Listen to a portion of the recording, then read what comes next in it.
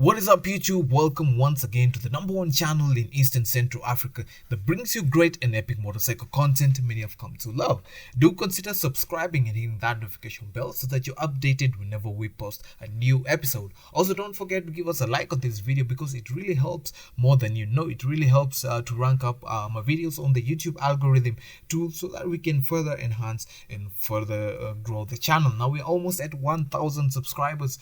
Can you believe that? Because we are growing steadily and we're growing well. Now this episode has been sponsored by Nairobi Power Bikes. They were gracious enough to lend me one of their bikes, the new Zongshen 400cc, which we will get into in just a moment. But first, I need to tell you something. I need to stop also making excuses and finally invest in some actual good gear and computer hardware. Now I had a very long nice footage, but my computer decided to say, well, fuck it, and decided to crash. However, I did lose most of the footage that I had recorded that day, and at least I was able to recover this small footage, so just bear with me. The Zongshen are fairly new in the Kenyan market. They haven't been around as long as Beth Mobility or Benelli in the Kenyan market, but are quite the underdog and looks like they're going to be taking the biking community by storm.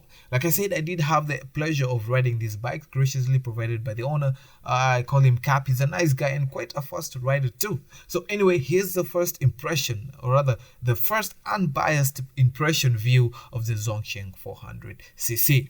Now, right off the bat, the bike has a 400cc liquid-cooled parallel twin 4-stroke engine that produces a said maximum torque of about that 7 Newton meter at 8,000 RPM, which is better, of course, which is slightly better than the TNT 300.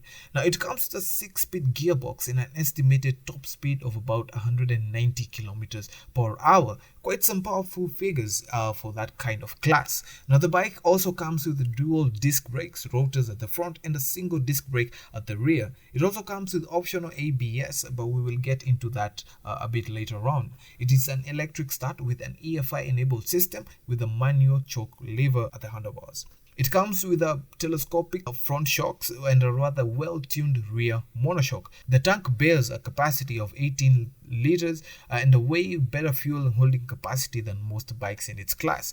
Just to give you a point of view to the amount of fuel it holds, the Benelli TNT 300 holds about 16 liters of fuel, where the Zongshen 400 holds about 18 liters. Now the Zongshen will give you a fuel usage or a fuel mileage of about 4 liters for every 100 kilometers.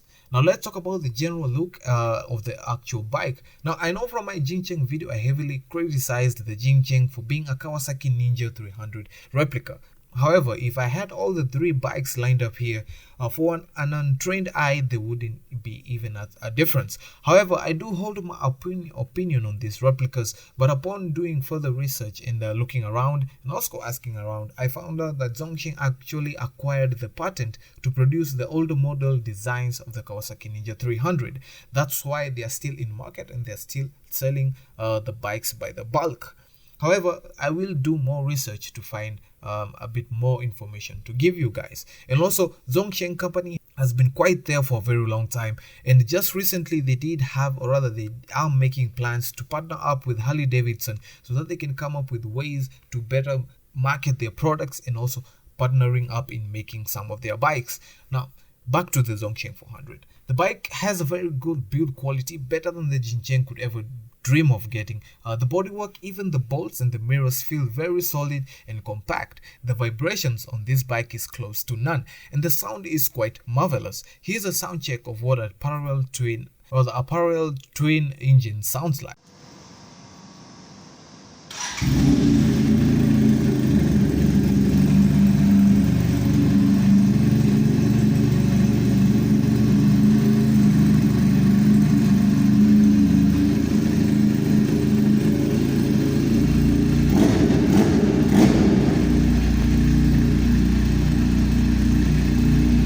Now the bike is some sort of sport tourer because I did find the bars to be raised slightly than what you would see on a normal sport bike. It was comfortable enough to ride. I didn't feel any difference, especially from having just come from riding my TNT 250. Now the bike comes with a rear tire of 160/70 by 17 and a front tire of 120/70 by 17. The engine was smooth, with the clutch feel being a bit more on the softer side. Just to help you launch up, it was very easy to launch the bike into motion, and the gears shifted up nicely and not cranky than what you would see or feel on the Jincheng 180R. Now the bike is very forgiving, but really starts to scream once you hit that 5000 RPM mark. That's where she really starts to come alive. Now I didn't have the chance to rip her around and find her limit, well, because first of all the bike was new and it wasn't properly broken into, but I did manage to get to about 120 to 130 kilometers per hour when I was just in gear 3. But hopefully we'll get to see that one day. We'll get to see the actual top speed of the very bike. Now here's what I did love about the bike.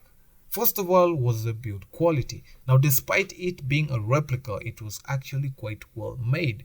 The bike feels very compact with no creaking sounds, and the mounting and the engine feels quite genuine. The other thing that did catch my eye was the forgiving nature of the bike and the engine itself. It is not as punchy or torquey, but definitely this is a bike that you can gradually learn to handle.